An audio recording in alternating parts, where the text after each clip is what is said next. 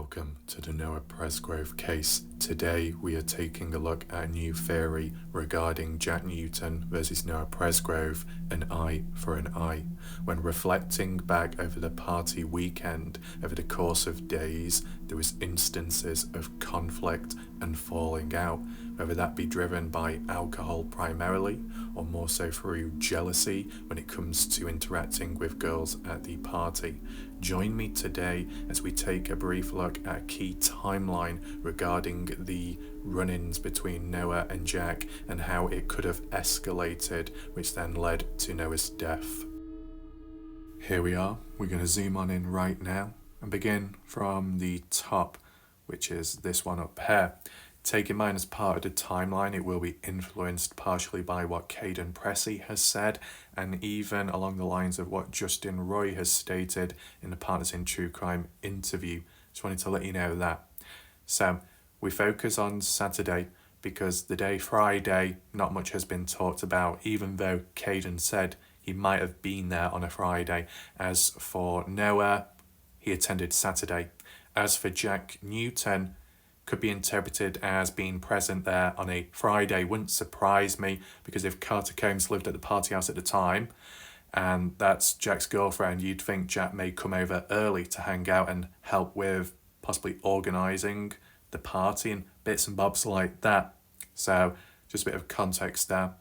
So once Noah is present at the party on a Saturday, when he made it down by himself in his own vehicle in the presence of Jack Newton, both best friends at the time, Caden Pressey, who was best friends with Jack but just a friend to Noah, that's how it's been worded, Caden Pressey recalled an argument between Noah Presgrove and Jack Newton, and that was on a Saturday, supposedly 12 a.m, which is really early on considering, but how it's been worded, talked about within the community in the past, was it occurred later on at night. So who knows, but there was definitely some kind of argument that took place, because even Jack Newton acknowledged it himself. Now, Jack was the one to have played it down originally and say, well, we cried, we spoke with one another, we hugged, and we were okay in the end. And Noah remained at the party house up until the next day, when after breakfast he went back to his own place of living. Was there any influence through that first argument with Jack and run-in? Who knows, but you could acknowledge it to an extent. But specifically, the contrast with how we heard it worded in the past was that Jack was the problem, the jealous individual to have a go at Noah. But from what Caden Pressey stated in the private interview, it was Noah Presgrove who was yelling, started the argument with Jack Newton. And it was regarding girl trouble. So it's consistent there, that theme, but it's changed, of course, as to who initiated the conversation, the argument. It was Noah, because Noah wasn't pleased with what Jack supposedly did behind his back, which was flirting with Noah's girlfriend, who wasn't even at the party on the day, or any of the days. So I don't know how Jack was flirting with Noah's girlfriend if she wasn't physically there, unless it happened days before, a week before. But at what point did Noah find out about it? It makes you think. But that's one of the first arguments that took place. So to start off with, Noah already had an issue with Jack at the party, but Jack did something before that to trigger Noah. So that's like the dynamics of how things were playing out. During the time of that argument, were they under the influence of alcohol? With it being earlier on in the day, who knows? But still, argument took place. Then there was little bits of conflict in between, of course, with other people, but we're just focusing with these two best friends. So, a little side note was Jack calls out Colton. So it's almost like a chain reaction. Noah calls out Jack for flirting with a girlfriend. Jack calls out Colton for talking to Carter Combs. Jack, the boyfriend to Carter Combs. Colton, the brother to Jack. And even though they're related by blood and family, Jack still told Colton off, even though Colton was the older brother. The power dynamics shifting, as you see. And from Colton said, depending on how true it is, because Ken Pressey was the one that referenced Colton's name being present at the party, I think on a Sunday or Monday. So there's a few contradictions there when looking at different stories by different people. Colton did say, "Oh, I was there Saturday but didn't attend Sunday because Jack told me not to return back because of talking to Carter Combs." If that really is true, let's just say the actual argument conversation took place at least, whether Colton returned or not, whether it was resolved or not. If at least that conversation, that argument took place, it just shows how petty people can be, especially Jack in that situation. It's rich for someone like Jack to tell Colton off for simply talking to a girl, his girlfriend Carter Combs, when Jack was quite alright with supposedly flirting with Noah's girlfriend. Is Jack in any position to be telling other people off what they can and can't do? I don't think so. It's a bit hypocritical in a way. And for simply talking to Carter Combs, if that's all it was, there'd be no reason for Jack to get frustrated or angry. But then again, if there's a bit of jealousy, a bit of insecurity, controlling nature, right? I said, these are like little observations. That's all I want to put across. Do you want to go too deep into it? But still, you can see that the general theme up to now is girl trouble and interactions with different people, possible jealousy in the background. So what was the next problematic thing, though, where Noah encountered Jack or vice versa? Well, the next thing which stood out to me, whether that be through any argument, conflict, 2 to 3 in the morning, Noah walks off, and this is on a Monday. Caden Pressey made reference to this in the private interview in June 2024, and he was told by Jasmine Millan, told towards Caden Pressey, but that's the time when Noah walked off. 2 to 3 in the morning is obviously before the time what Jack stated as in 3:30. So it's quite possible that Noah walked off multiple times or a couple of times within the same day. But if Noah was to walk off between 2 to 3, it would have to be a suitable time in order for Noah to make it back, or if he walked off after the ATV side-by-side rollover.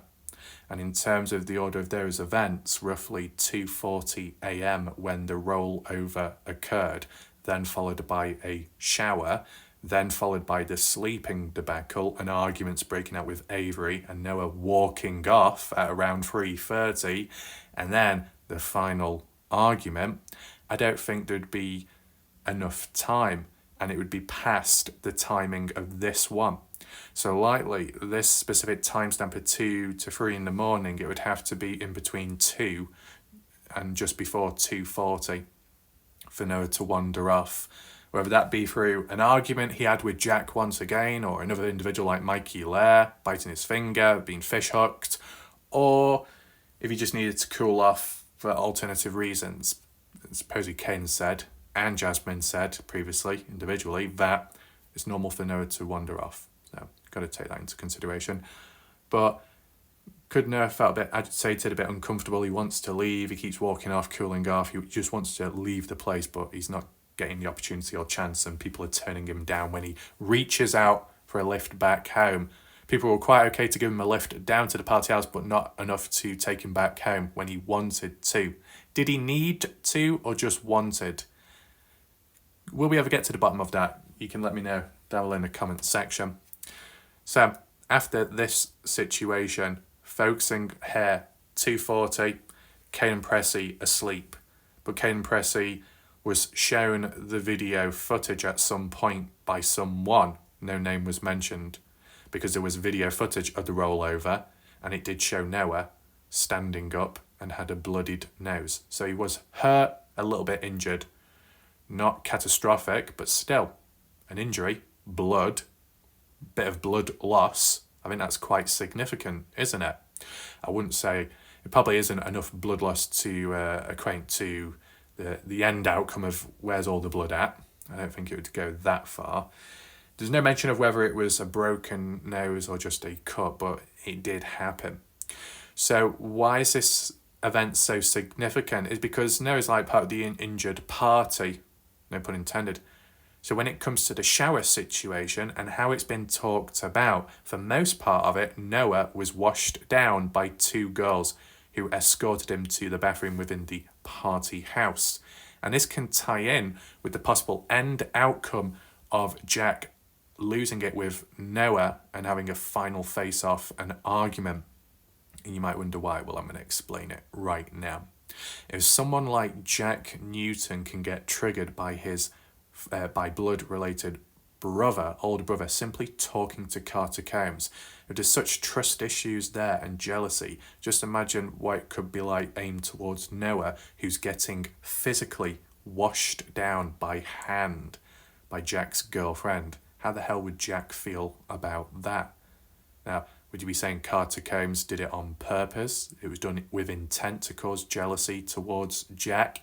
That's an alternative theory you could throw in there. In terms of the party footage, or the footage of the shower, which is supposedly out there, had been released publicly, but not, presentable anymore because it was taken down. After that, side by side and going into the building, the party house, Noah being escorted by Carter Combs and Jasmine Milan. Jasmine Milan being close to Noah in the past, because we saw that video of them kissing, which was somewhat interesting. But Carter Combs, I guess, just being a friend to Noah. And I'm sure at some point it was worded in the case community online that Noah tried reaching out to Carter Combs regarding a lift back, and Carter Combs said no. Carter Combs was the designated driver. So I wonder why she turned his offer down, if that still stands within the discussions, because that's how it was phrased in the past. But as for the shower footage, some said where you could see just a brief bit of Noah from behind and two girls standing nearby. He looked quite out of it. Well, even if he was out of it, if he's standing by himself and he's alive, then he's alive. So that's what matters more. But we did see that 3:41 timestamp of when Jasmine Milan did a Snapchat post announcing Noah is missing from the area, even though it wasn't a serious post as she defends. We saw wetness on the hair and the shirt, so it ties back with the timing of the shower happening before 3:41 at least. So that's why it's quite important now. But whilst Jasmine Milan, I don't know if Jasmine was with anyone at the time, had any boyfriend or not. Never really looked into it. But Carter Combs' boyfriend being Jack Newton being best friends with Noah being washed down by Jack Newton's girlfriend. You know what I'm saying? I mean, maybe it differs. People have different outlooks on it. But, if you're going to have a shower and wash down, whether you're clothed or not, and you got someone close to you putting their hands on you and washing you, it can be considered quite close or intimate, depending the scenario, of course. Maybe more so with a man, a woman, but in this case it was two women, one man, or two girls, one boy. Depends how you phrase it, right? I don't think the footage of the shower showed anything else, but if Jack was to find out, you'd think you'd possibly find out some way or somehow. Because whilst Jack may have been like, well, what I say is second-hand, third-party information, because I was asleep for most part of it, then at what point did you wake up then? Oh, around 5:53. So if that really was the case, Jack in the room with Carter Combs, and Carter Combs was asleep with Jack, but Carter Combs has been mentioned by Caden Pressey to have been with Jasmine Milan at the time of 2:40 onwards when washing down Noah. So yeah, that's a bit silly that. But take in mind, if by some chance it was possible that Jack was somehow asleep but Carter Combs wasn't, or woke up, if I met Carter Combs, did she keep it to herself? I mean, let's say Jack, awake or not, was in the dark about the shower and Carter Combs washing down Noah's body alongside Jasmine Milan. Would Carter Combs ever have told Jack Newton about it, or would she have felt, it just could have caused unnecessary conflict, right? And possible more jealousy. I mean, to begin with, it was Noah that had an issue with Jack because of the flirting that way round. So depending if Noah was fully conscious or not, for Noah to get washed down by Jack Newton's girlfriend, it could come across as a bit of a win or a bit of a fight back. Oh, you flirt with my girlfriend, I'm going to get close and intimate with yours. like an eye for an eye. You got to take in mind, would Noah be the sort to do that type of thing, or play games, or try and win points against one another, against your best friend or a stranger? It's been described that Noah's a good person and pranks and messes about, but could he have somehow benefited from being washed down, as in point scoring? And when Jack found out about it, Jack got pissed off, wasn't too pleased with it. If Jack can get annoyed simply by Colton, brother, talking to his girlfriend, Carter Combs, just talking, just imagine how Jack would react when it comes to up-close physical touch, being in a shower. Jack could, in his mind think, oh, that's cheating. How could you do that, Noah? How could you do that, Noah, and allow my girlfriend to wash you down? But it all comes down to whether Noah was fully conscious or not, because maybe if he wasn't quite there with it, he did need help being washed, or at least taken to the bathroom and helped, at least so he didn't slip or bang his head. There's different ways of looking at it. So Noah could still have been innocent in that sense, that he wasn't doing it on purpose, but he did need help, and it just so happened that it was Carter Combs that took it upon herself to help Noah and Jasmine Millan. Now, if it was that way around, would Carter Combs done it knowing it would piss Jack off, or it didn't bother her? Different scenarios, right? You can let me know which way you think it went, but how did Jack find out at the time, at around 3:30 or just before? Did Jack find out about the shower? Did he? Because I don't remember hearing it being worded like that, but if it did, then that could be the final theme, an argument with Noah wandering off at 3:30. Did Noah wander off at 3:30 before, after, or during that final argument with Jack? It was mentioned in the past many times online. I think Jack Newton may have referenced it too, but then in more so recent time, which is some months now, but when, in relevance to the Partners in True Crime last interview, a pre-recorded one with Jack Newton over the phone, Jack completely glossed over it and didn't even acknowledge that argument took place. Instead, added to the story with a completely different event, Logan Jernigan seeing Noah walk off towards the highway east. Well, what about that argument? Why has that been forgotten about? Is it because it's that explosive, that bad? The only reference what we saw or heard in the past was by Justin Roy, who made reference to it. He had family that were married into the Millan family that were present at the party house, 10 people.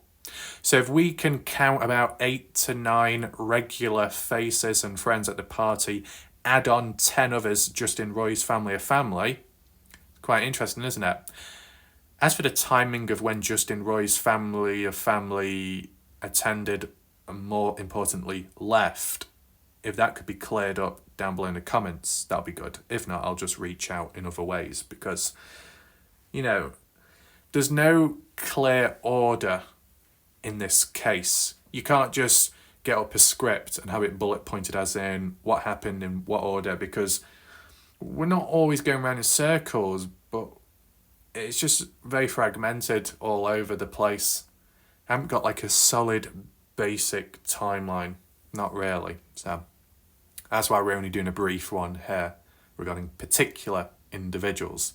But Justin Roy said in the Partners in True Crime interview that either before or during when Noah wandered off, Jack Newton confronted Noah.